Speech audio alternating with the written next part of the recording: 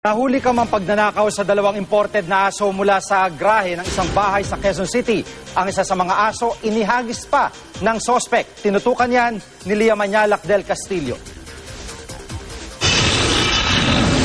Alas 4 ng madaling araw kahapon dumating ang isang kotse sa tapat ng bahay ni Yus Cooper Vintan. Hindi pa humihinto ang sasakyan, bumaba ng isang lalaki.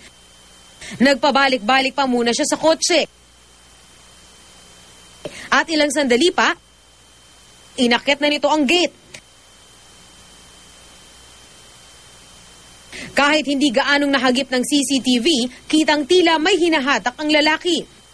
Maya-maya pa, inihagis na lang niya ang isang maliit na aso na ayon kay Tan na isang Pekingese. Hindi pa siya tumigil at kinuha naman ang isang Shih Tzu. Wala pang 5 minuto ang itinagal ng pagnanakaw. Nai-report na ng Yus Cooper ang insidente at inaalam na ngayon kung sino ang mga salarin. Sa mga gustong magpadala ng video o litrato, yun lamang pong mga pagmamayari ninyo mismo ang ipadala.